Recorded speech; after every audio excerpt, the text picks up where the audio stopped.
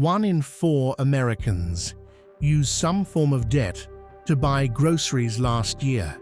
Not to pay rent, not to cover a car payment. Groceries, and the credit card companies collecting interest on those grocery balances just reported record profits. $166 billion in interest and fee income in a single year. In the next 13 minutes, I'm going to show you exactly how a 3% gap between food prices and wages became a $166 billion profit machine for the credit card industry. The specific grocery items that drove the price increase. Who actually makes money when you can't pay your grocery bill? And 3 things that will save you money on every single shop starting this week. But before we get to who profits, you need to understand what 32% more expensive actually looks like at a checkout counter in 2026, because that number has a very specific meaning for a family of 4, and it's more alarming than it sounds.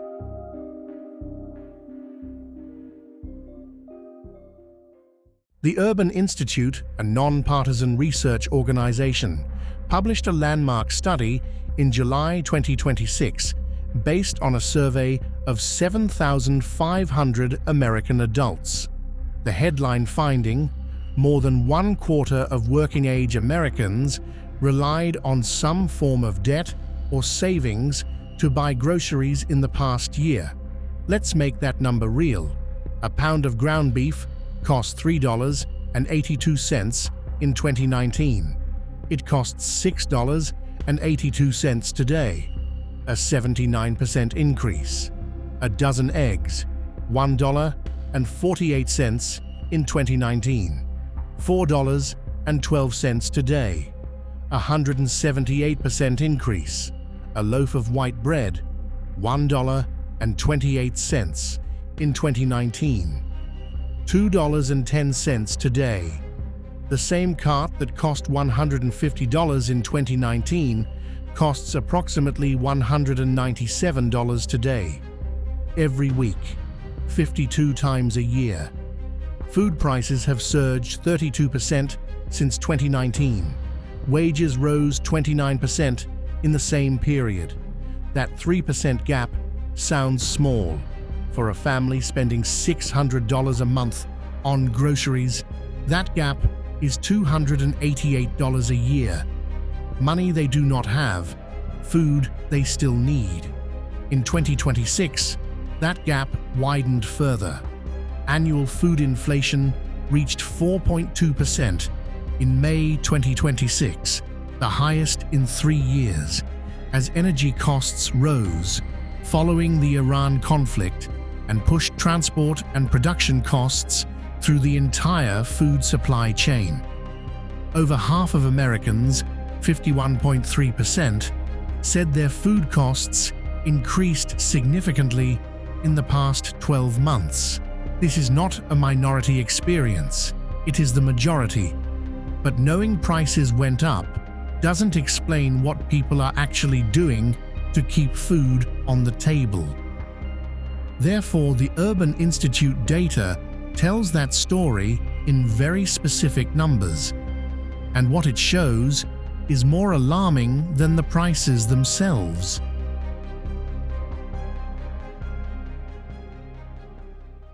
The Urban Institute study broke down exactly how working-age Americans are paying for groceries right now. 34.8% pay their credit card bill in full each month. That is the financially healthy group. 19.4% carry a credit card balance, but at least make the minimum payment. Those minimum payments, at an average credit card rate of 22%, mean the groceries they bought last Tuesday will cost them significantly more by the time the debt is paid off. 8.7% do not consistently make even the minimum payment. At that point, late fees of up to $41 per missed payment, penalty APR of up to 30%, a $100 grocery run becomes a $130 grocery run before the food is eaten. And then there's the savings number that should concern everyone. Nearly 1 in 5 working-age adults, 19%, used emergency savings, not intended for daily expenses, to buy groceries last year. Emergency savings, the money people put aside for a broken boiler, a car repair, a medical emergency, being spent on chicken and bread. Once emergency savings are gone, the credit card becomes the only remaining buffer, and the credit card has a 22% entry fee. The researchers at the Urban Institute put it plainly: families still need to eat and pay for basic necessities, but now face the added burden of repaying debt, which could hinder their ability to meet future needs and recover financially. That is the trap in plain language. You borrow to eat today. The interest makes it harder to afford food next month, so you borrow again. But who does this trap fall hardest on? Therefore, the data is specific, and the answer is not who the headlines suggest.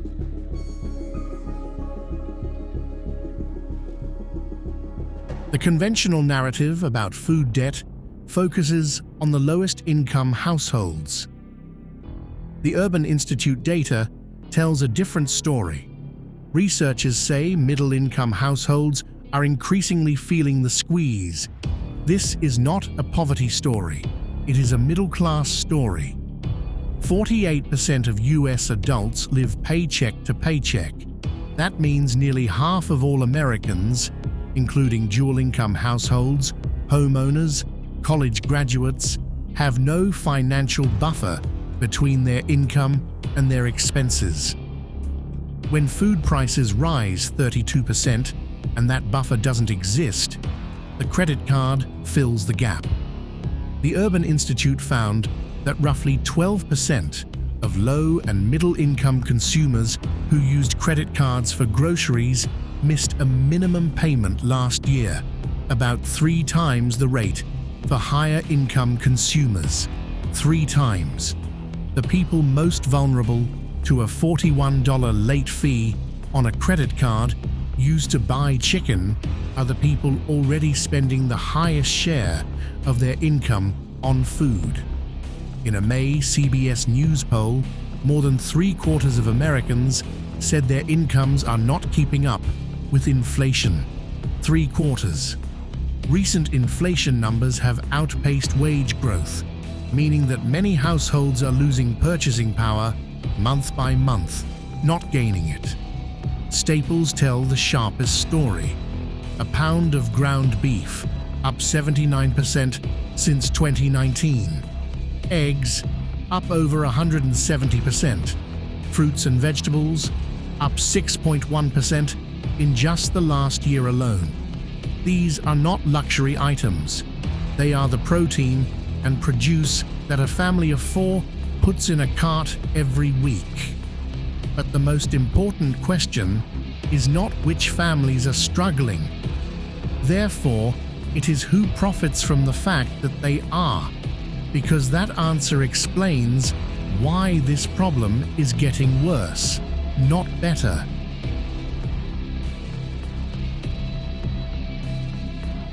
When a family puts groceries on a credit card at 22% and carries that balance for 12 months, a $100 grocery run costs them approximately $22 more by the time the debt is cleared. That $22 goes to the credit card company, not to a farmer, not to a grocer, to a financial institution. The credit card industry earned a record $166 billion in interest and fee income in 2025.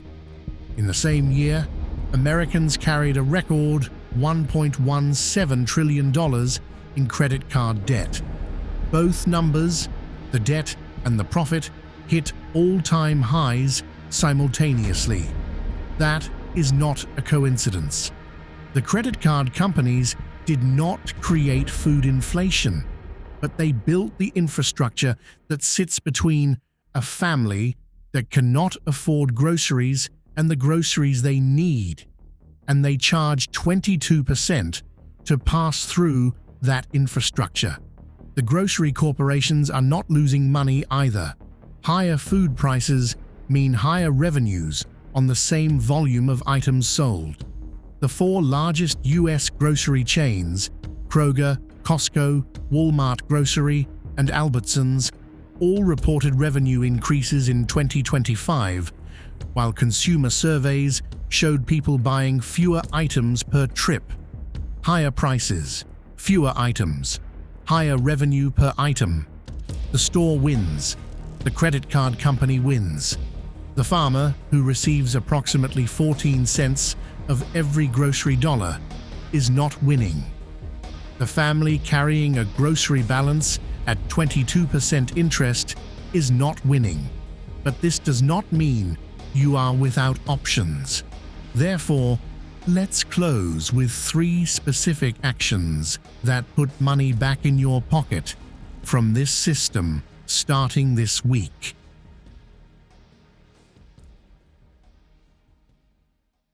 1.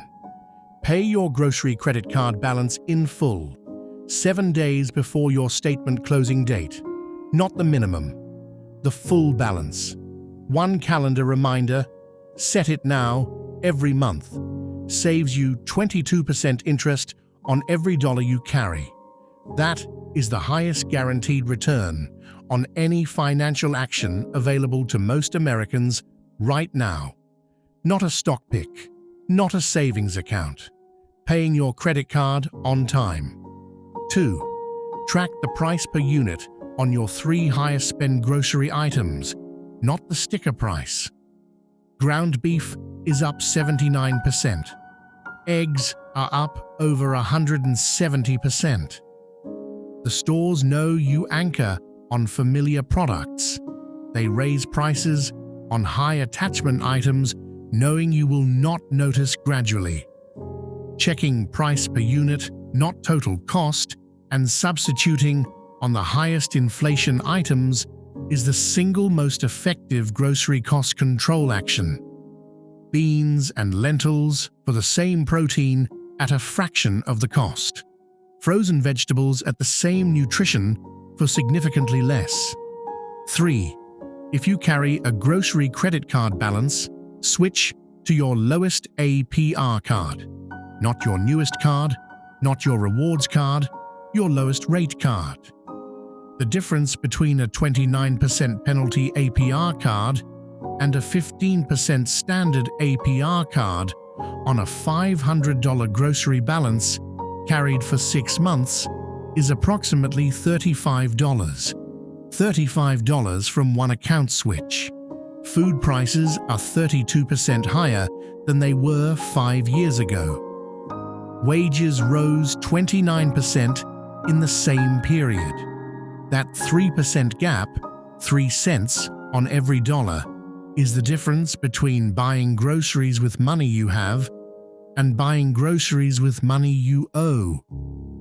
For millions of American families, that gap has already been crossed. The credit card company is charging them 22% to eat, and they just reported record profits. If this changed how you think about what's on your statement after this week's shop, share it with someone carrying a grocery balance who doesn't know what it's actually costing them. We post every Wednesday. Subscribe if you want to know what's coming for your wallet next.